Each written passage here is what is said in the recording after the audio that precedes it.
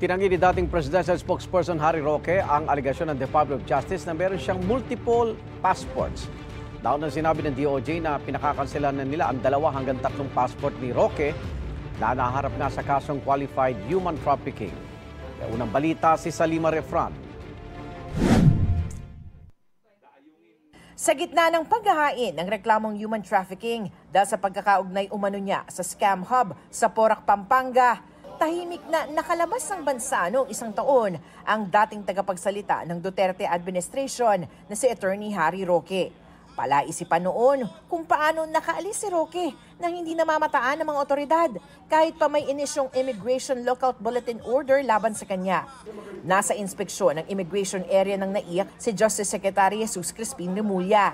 Anya, nag-backdoor exit si Roque nang nakalis ito ng bansa. Sa tawi-tawi dumaan yan. Tapos sir, saan siya nagpunta? Malamang nagbangka o nag-speedboat papuntang Malaysia via Sipadan and Sabah. Nakumpirma na lamang ang lokasyon ni Roque nang maghain na ng counter-affidavit sa Konsulado ng Pilipinas sa Abu Dhabi, United Arab Emirates noong 1 taon. Sunod na siyang namataan nang maaresto na si dating Pangulong Rodrigo Duterte sa The Hague, sa the Netherlands, kung saan meron siyang asylum application ngayon.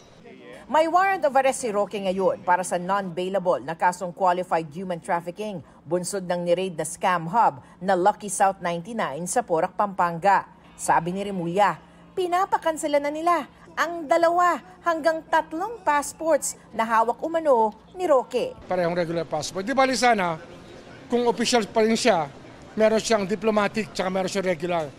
Ang alam namin, meron siyang 2 regular. At least, 2. Same name, sir? Same name.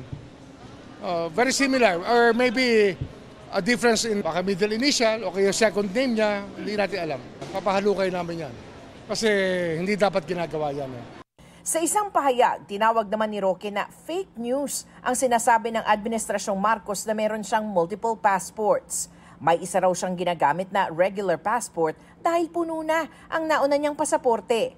Kanselado na raw ito habang ang kanyang kasalukuyang passport hawak na ng Dutch authorities bilang bahagi ng kanyang asylum process. Hindi na rin daw niya ginagamit ang kanyang diplomatic passport dahil matagal na raw siyang wala sa gobyerno. Ito ang unang balita sa Salima Refran para sa GMA Integrated News. Igan, mauna ka sa mga balita, mag-subscribe na sa GMA Integrated News sa YouTube para sa iba't ibang ulat sa ating bansa.